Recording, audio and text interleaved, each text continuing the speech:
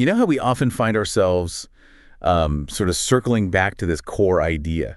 What if what we experience as reality isn't quite as solid as it seems? Yeah, it's like this persistent hum, isn't it? Beneath so much esoteric thinking. Exactly. And today, we're not just idly wondering, we're diving deep into some really compelling material, historical and allegorical, that throws a fascinating light on this very question. Absolutely. And, given our listeners' interest in these deeper dives, they're probably already familiar with the basics, layered realities, maybe constructed existence. Right. So we can probably skip the whole Intro to Simulation Theory 101. Good point. So imagine this. London, 1954. Yeah.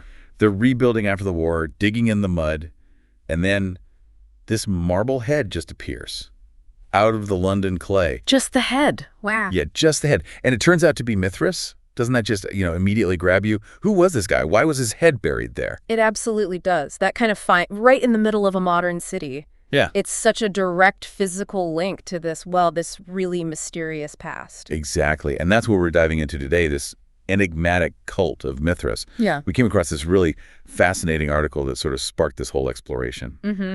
And it's fascinating because it wasn't like other Roman religions. It was deliberately, intensely secretive, wasn't it? Lots of hidden layers. Totally. Which means, we have to be upfront. We don't have all the answers.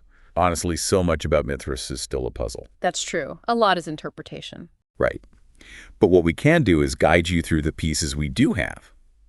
And maybe more importantly, explore the really big questions this cult brings up. The source we're looking at, it leans into some of the more, let's say, hidden interpretations. It feels like we're tracing whispers. And that sense of mystery, that's key. They called them the Mithraic mysteries for a reason. The secrecy was central. Good point. So yeah, as we go deeper, remember we're working with fragments, archaeology, inscriptions, art, not neat written explanations from the cult itself. It's more like following clues. Okay, let's start following those clues then. This article that got me thinking. It calls Mithras the god who supplants worlds. I mean, wow. That's a powerful title. Isn't it? It really emphasizes that core image we see everywhere, Mithras killing a bull. Apparently, this act let him move from an old world to a new one. The Tauroctony, yeah. Right. And often you see stars or zodiac signs above him, and sometimes he's shown coming out of the earth holding a hammer and a knife. There's so much packed into that image. What do you make of it? Well, what's striking is how incredibly consistent that scene is. Wherever you find Mithraic art, you find the bull slaying. That consistency, it just screams foundational myth, right? Yeah, definitely. Maybe about creation or the cosmos, or maybe even some kind of liberation for the followers, getting free from the material world, perhaps. Liberation. I like that. And those zodiac signs, they definitely point to something cosmic, maybe linking the sacrifice to time or the structure of the universe itself. And the fact that temples, the Mithraea, were underground. Exactly. That reinforces this idea of a hidden, transformative space, something separate from the everyday world. Underground temples. Yeah. I mean, the imagery alone makes you think of secrets, doesn't it? It really does. Our source describes these Mithraea as private, dim, no windows. Yeah. Designed specifically to feel like that cave where the bull slaying happened. Creates a very specific atmosphere. And it mentions the cult was only for men. Apparently that appealed a lot to Roman soldiers. Doesn't that just paint a picture? This exclusive kind of bunker-like sanctuary. It certainly does. That exclusivity, men only, especially soldiers, merchants too, it must have created really strong bonds. Brotherhood, shared identity. Yeah, you can imagine. And being in these hidden underground spaces, sometimes literally in basements or caves, Yeah. that would only intensify the feeling of shared secrets, shared mystery. Makes sense. What gets me is just how widespread these places were. All across the Roman Empire, London, Rome itself, but also way out on the frontiers, in military camps. What was drawing all these different people in? That's a great question. And apparently just getting in wasn't simple. You had to go through initiations. 7 stages. 7? Wow. Yeah, overseen by priests. And if you pass these trials, you supposedly got divine protection from different planets. It sounds like this whole hidden society operating in levels. Precisely. That kind of structured initiation with levels and symbols, it points to a really thought-out, complex belief system. It wasn't casual. No, definitely not. And linking it to planets suggests, well, maybe an astrological framework underpinning everything. Some kind of cosmic map they understood. It makes you wonder, What exactly were they learning in these rituals? What knowledge were they passing on behind closed doors? What did they think they were gaining as they climbed those levels?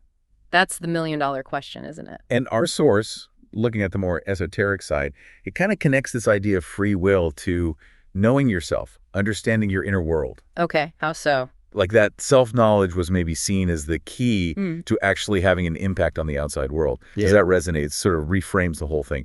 Maybe it's a path to inner power. Let's jump right in.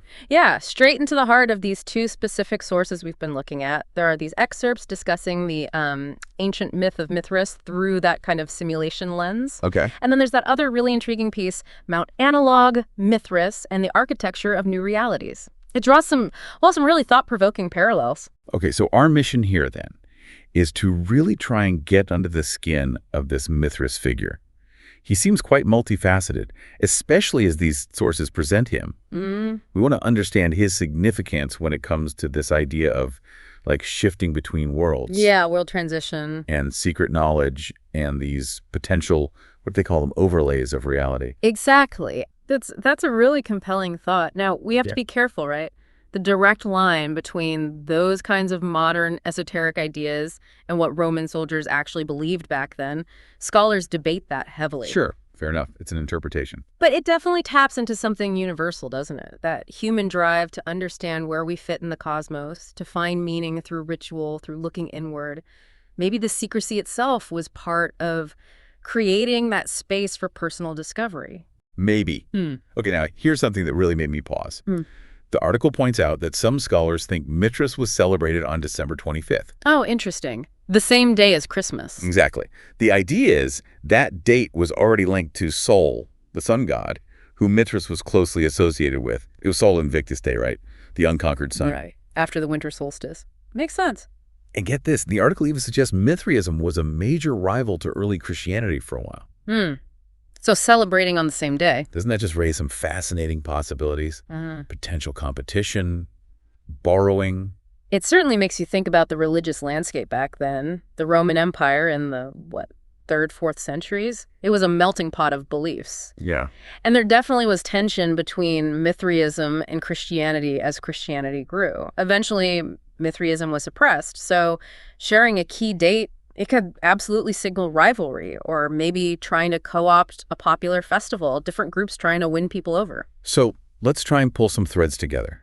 We've got this mysterious god killing a bull. Worshipped in secret underground temples. By men only, going through these intense 7-stage initiations. Who might have marked their big day on December 25th. Possibly putting them in direct competition with early Christians. And then, boom, centuries fly by, and a statue head of this god turns up in London. Right. It feels like finding echoes, doesn't it? From a world that just vanished. It really does. And the fact that even with all the archaeology, all the temples and statues found, we still debate what so much of it means. He's not just, another god. Right. He's consistently presented as an archetype of transition between worlds, almost embodying the act of moving from one state, one reality to another. That's interesting. And his origins, according to Mithras, the god who supplants world, trace back to Persia, right? It's the starting point, yeah. Where he was associated with some really fundamental concepts: covenant, light, oaths, justice, even the sun. A big deal, essentially. Seen as a kind of cosmic judge, a guardian of truth. And protector of essentials, too. Cattle, harvests, water. Pretty foundational stuff. Very. And then you see the shift as the Roman Empire expands. They adopt and, crucially, reinterpret Mithras. Ah, so the Roman Mithraic mysteries weren't necessarily a direct copy. Well, that's the ongoing debate among scholars, isn't it? How direct were the links back to Persia? Our sources actually lean into the idea that the Roman version was quite distinct, its own interpretation. Which adds another layer, and this Roman cult became intensely secretive. Very much so. And almost exclusively male. Merchants, soldiers, imperial administrators. Primarily, yeah. And the fact that there are virtually no written records from the cult itself, well, that just deepens the mystery for anyone interested in these hidden histories. Definitely. Now, central to this Roman version, and both sources really hammer this home, is that image. The tauroctony. Yes, Mithras as the bull slayer. That specific act of killing the sacred bull seems pivotal in Roman Mithraism. Absolutely pivotal. And the interpretation offered in these sources is, well, it's key for understanding their perspective. They see it as Mithras essentially ending an old cosmic order. Supplanting it, almost. Yeah, and ushering in a totally new cycle. The bull represents the old order, maybe a more limited, earthbound kind of reality. And the sacrifice itself, Yeah. it's not just destruction. No, far from it. Huh. It's depicted as this incredibly potent act, releasing new life, new possibilities. The bull's blood supposedly gives rise to stars, seasons, maybe even humanity's next stage. It's transformation through sacrifice. Wow. Powerful imagery. Very. One source points out scholars are still trying to piece together the exact meaning of this scene. There's still some uncertainty. Which honestly just makes it more intriguing, doesn't it? It does. So to join this secret society, initiates had to go through quite a bit. These underground temples, the Mithraea, they were built to feel like the cave where the slaying happened. That's the idea, yeah. Recreating the secret space. And then there were the 7 secret initiation tasks. Linked to planetary gods, I read.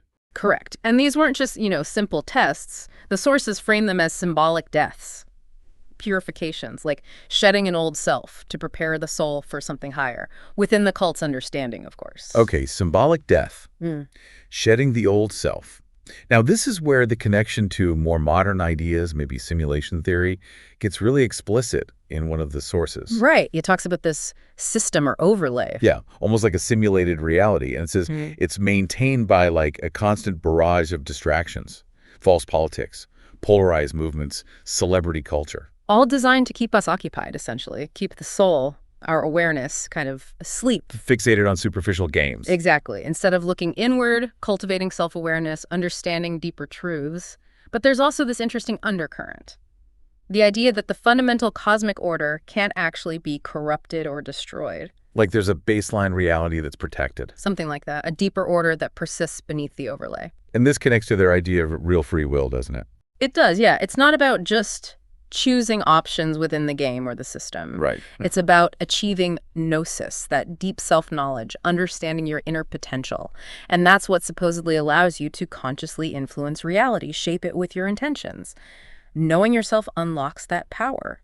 You can see the parallel they draw then between Mithras climbing out of that old world after the sacrifice and the journey up Mount Analog and the other source. It's this striving to reach a higher dimension, right, beyond our current perceived limitations. Precisely. Ascending to a new reality. I thought the Jumanji analogy they used was quite effective, too. Oh, yeah. This idea that the reality might shift, it might even feel different, but you could still be operating within certain artificial boundaries, like leveling up, but still inside the game. That's a good way to put it. Still within the construct. Now, if we zoom out a bit, look at the historical context.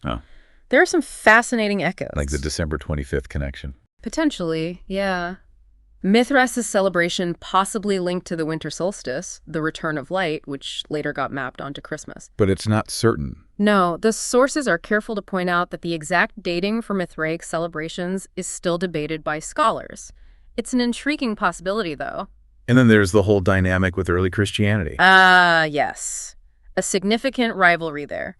One source mentions the persecution Mithraism faced, which ultimately played a role in its decline and disappearance in the West. It really highlights how powerful these competing ideas were. Absolutely. And both Mithraism and the Mount Analog allegory, as our sources connect them, they share these core themes that still resonate, don't they? Definitely. Layered reality. The need for personal sacrifice, for self-awareness if you want to make any real progress. And this ultimate goal of reaching a higher state, a more enlightened world. And central to that, again, is this idea of a symbolic death. Yeah, shedding the old, limited self. It's presented almost like a prerequisite, isn't it? You have to let go of the constraints before you can actually ascend. Which brings us back to gnosis, that deep experiential self-knowledge. The key to real free will, according to these texts. Exactly. The ability to genuinely shape your intentions, and maybe even your reality, stems from that inner knowing, cultivating inner sovereignty, they call it. Which is presented as the potential key to exiting the simulation. That's the implication, yeah. Achieving that inner state is positioned as the way out, or at least the way to operate beyond the system's limitations. It's kind of amazing that most of what we know, or speculate, comes from digging things out of the ground. Archaeology, yeah. It's our main window. Finding those Mithraic sites, the artifacts, Like that marble head of Mithras found in London makes it tangible. Grounds these big ideas in actual history. For sure. And the sheer number of sites, inscriptions, those Tauroctony depictions found all across the Roman Empire tells you how widespread this was. Huge influence. Massive. Yet, as one source rightly notes, even with all that physical evidence, the specifics, the exact rituals, the inner doctrines, they remain contested.